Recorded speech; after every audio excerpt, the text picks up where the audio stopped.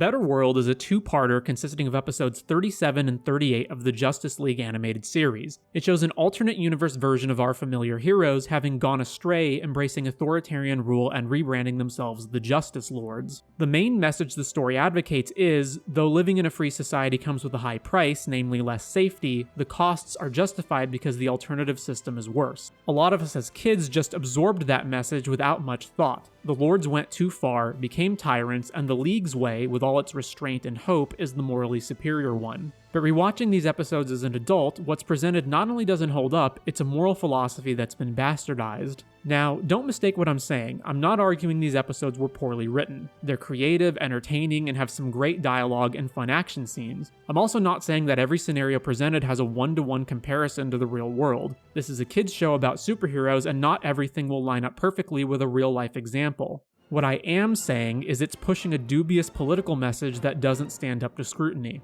The Justice Lords are presented as being objectively in the wrong when they're actually the real heroes of the story. I'll go through each example the episodes show for why the Justice Lords are wrong, but which show they're actually right. Since these episodes feature characters with the same names, whenever I refer to one, I'll preface their name with Lord for the alternate character and League for the regular one. League Superman versus Lord Superman. The story begins with the critical event that changed the League into the Lords. Our heroes are raiding the White House of President Lex Luthor, who's clearly become unhinged and is threatening to push the nuclear button. The people! This is all their fault, and they're going to burn for it. Burn! Luthor makes the very pertinent observation that Superman could have stopped him at any time long before things got to this point, but held back not for any moral principle, but because he wanted to appear virtuous. The cheering children, the swooning women, you love it so much it's made you my most reliable accomplice. You could have crushed me any time you wanted, and it wasn't the law or the will of the people that stopped you. It was your ego. Luthor then flat out states the only way for Superman to stop him is with deadly force because he'll weasel his way out of any legal charge or prison sentence he's given. Put me on trial, lock me up, but I'll beat it. There are at least 6 different ways I can stop you. But they all involve deadly force, and you don't do that. So Superman burns him to death with his heat vision. The message is, whether you think that particular act was justified, this is the moment when the League officially crosses the line. Additionally, this universe's Flash, depicted as the heart of the team and their moral conscience, was killed at some point, and the implication is he probably wouldn't have been if the Leaguers had been more willing to exert their power. But this worldview is framed as the Justice Lords being unequivocally wrong. Let's examine this. Superman did nothing wrong other than not acting sooner. He didn't kill for power, but to stop an immediate existential threat. Was he supposed to just allow Luthor to push the button and let millions die? Additionally, super speedster Flash is one of the most overpowered superheroes in fiction. Unless they were going up against literal godlike entities, I can't envision a scenario where he dies that's not the League's own fault due to negligence or carelessness, so I'm inclined to believe them when they say things could have been different. Flash forward a few years and the heroes have rebranded as the Justice Lords, and immediately the show uses manipulative framing to finagle the audience into seeing them as bad guys. The name Lords certainly has a more authoritarian feel than League, like they're ruling over people instead of serving them. Their costumes are less bright, with more muted colors and a generally more menacing look. Compare them to the Justice League's vibrant and more approachable uniforms and hairstyles. Now you might argue this is just visual shorthand for "these guys lost their way," made to be easily digestible for kids in this children's cartoon. But the story is setting out to say something profound, something more meaningful than your typical lowbrow fare of mashing action figures together, punching bank robbers and monsters, and so I think the story opens itself up to being held to a higher standard. The unfair framing continues throughout the episodes and becomes especially bad when what we're being told doesn't match what we're being shown. The Lord's universe, we're told, is an oppressive totalitarian society where freedom doesn't exist and ordinary citizens fear the heroes rather than cheer for them. Remember when everyone liked us? Since when does that matter to you? Since I started seeing the fear on everyone's face. It's a dark, joyless dystopia where Big Brother is always watching. Except that isn't really true. The Lord's universe is clean, orderly, and violent crime is practically non-existent. Martian Manhunter keeps an eye on the entire planet from the Watchtower, and things are so well run that the Lords sit around bored with literally nothing to do. Sector 19, all clear. Sector 33, all clear. Sector 42, report delayed. Why the delay in Sector 42? A storm. Is there anything we can do? No, everyone's been evacuated. Oh. When League Batman visits their Gotham City, he's stunned to see how clean the streets are. I can't believe this is Gotham. Where's the litter? If you want people to respect the big laws, you've got to enforce the small ones. Moving on, we see the current US president arguing with Lord Superman about when he can hold the next election. Superman declares elections are too risky at the moment and now isn't the right time. And an election isn't like football. There's a lot more to lose. So when do you think might be a good time to have one?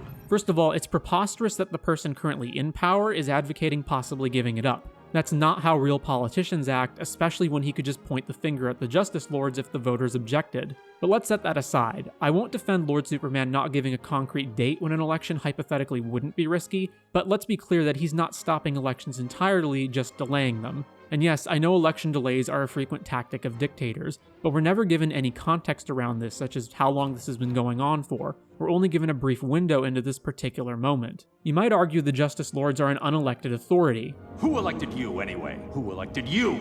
Exactly. This isn't a unique feature of the Lords. The Justice League is an unelected law enforcement organization that routinely crosses international borders, arrests and imprisons people, and so on.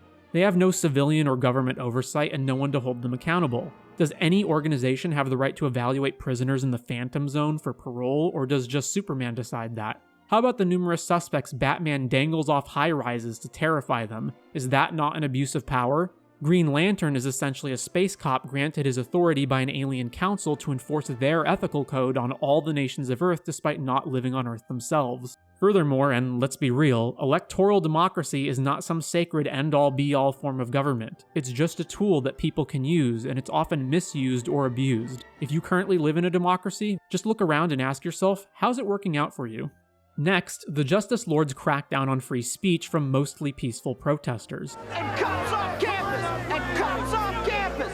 Again, false. The Justice Lords are enforcing law and order against violent rioters. First off, just look at how idyllic the Smallville countryside is. What the hell do these people have to complain about? Is it the rich open farmland and lush fields, or clean streets and safe neighborhoods? More importantly, the police only arrest these people after they get violent by throwing things at the cops. In the next example, Lord Superman keeps Lois Lane confined in her apartment, not able to even use the phone so he can abusively control her like a pet. Sorry, Miss Lane, but you know the rules. No leaving the premises, no unauthorized guests, no phone calls. Once again, misleading. Lord Superman just wants to keep Lois safe. You know, Lois Lane, the woman who's constantly getting kidnapped, falling from skyscrapers, who routinely needs Superman to rescue her. The woman whom it's common knowledge is romantically involved with Superman, the head of the Justice Lords with enemies who want to assassinate them. The real problem here is the whole setup just feels dishonest on the part of the writer. Controversial political figures in the real world have private security for their families and don't resort to the extreme isolationist measures shown here.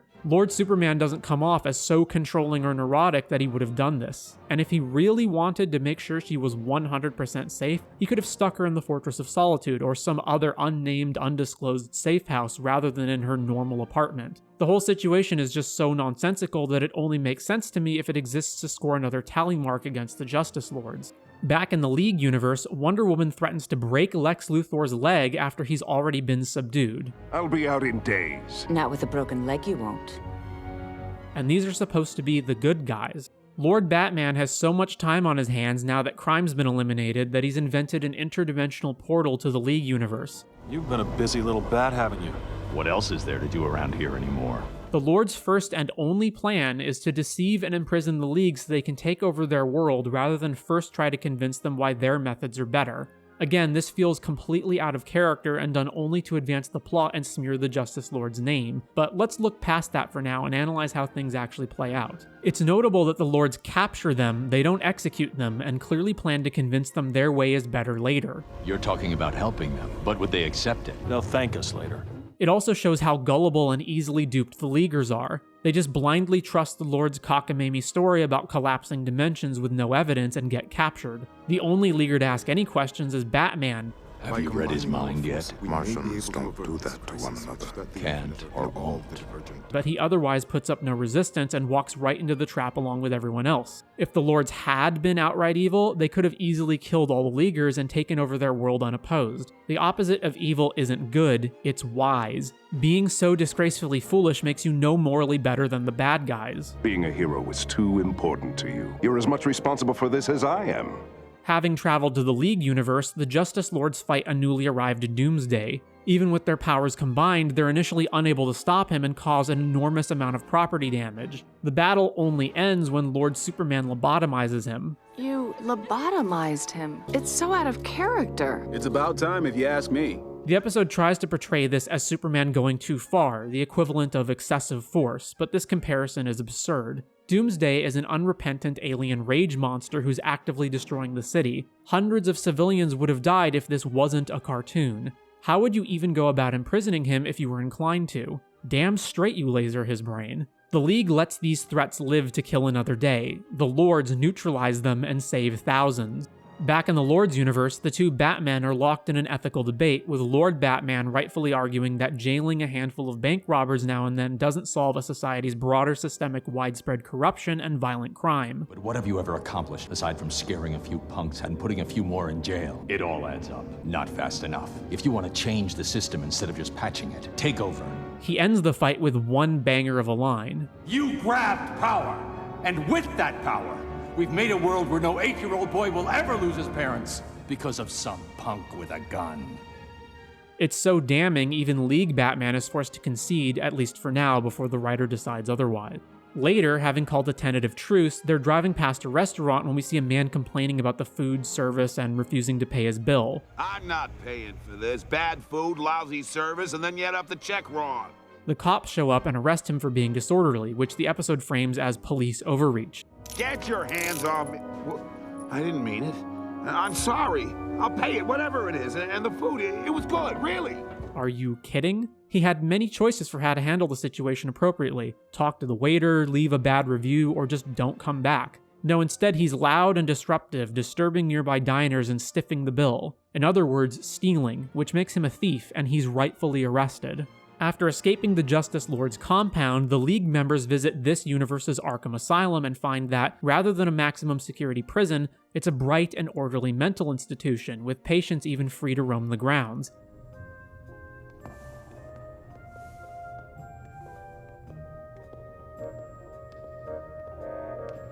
Various criminals who are normally violent psychopaths, notably including the Joker, are calm and agreeable due to Lord Superman having lobotomized them or them being medicated. This kind of thing just doesn't bother me anymore. In fact, nothing really bothers me anymore.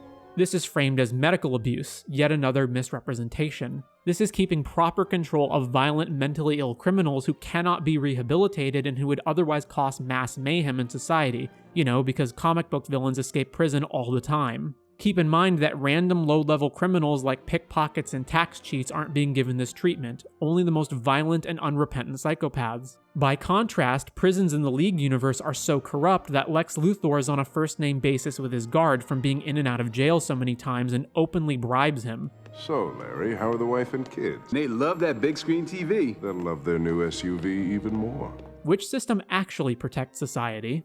And side note, I despise this perverse idea that's rampant in entertainment that heroes don't kill, even in self-defense or to save lives. I think this stems from three places. 1. Comic book necessities. If a villain's killed off, they can't be a recurring antagonist, barring shenanigans like clones or time travel. 2, more importantly, it comes from a simplistic, black and white, childlike understanding of morality, where the act of killing in and of itself tarnishes the virtue of the one committing the act, regardless of context. And 3, virtue signaling fake empathy that places moral virtue on the criminal rather than the victims they terrorize. In real life, sometimes lethal force is the ethical choice. Mercy to the guilty is cruelty to the innocent.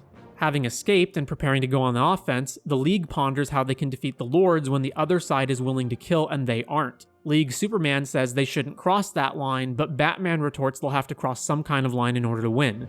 They're as strong as we are and just as smart, but they're willing to kill. What are you saying? That we have to be willing to kill too? I won't cross that line. How else can we stop them? We can't do it. Not unless we cross some kind of line. This is important, so keep it in mind for later. The League springs a trap on the Lords, but when League Green Lantern has to attack Lord Hawkgirl, he hesitates. Do it!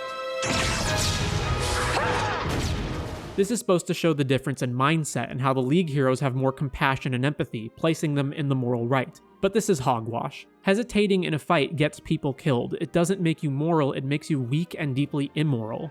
In order to defeat the Justice Lords, League Superman cuts a deal with Lex Luthor. Luthor will use a power disruptor to permanently remove the superpowers of the Lords in exchange for being pardoned. Before arguing the morality of this, I'd first like to address how this makes no sense and warps the lore and world building of the series in multiple ways. First, the power disruptor is apparently capable of removing any type of power regardless of how it works. Wonder Woman's divinity, Green Lantern's ring, and Superman's alien physiology are all affected. Luthor even shoots Hawkgirl with it, who doesn't have superpowers. He also shoots Martian Manhunter, who was in the middle of battling his counterpart when they both shapeshifted into identical monster forms. How did he know he was shooting the right one? Regardless, this device is so powerful that it fundamentally changes the power dynamics of the entire universe. Secondly, there's no reason Luthor personally has to be the one to use it. In fact, it would have made more sense for someone on the team with actual superpowers, like the Flash. He could have zipped around, disabling everyone in seconds rather than risk putting it in Luthor's hands. Third, by permanently removing the Justice Lord's powers, their universe is left unprotected.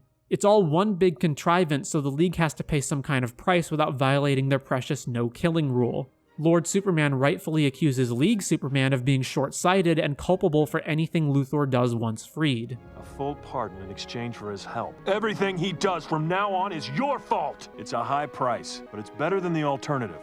What? No, it's not. Spoiler alert, freeing Luthor backfires tremendously. Where do you go from here? I have been giving some thought to politics. The end of the episode literally contradicts everything it argued previously. The conflict of ideologies here is essentially safety as the apex value, but at the cost of tyranny, versus freedom at the cost of safety. League Superman argues violent crime is just an unavoidable price that must be paid for freedom. This is a false dichotomy. It's basically the same argument as, if you want freedom, you have to accept stabbings on the subway.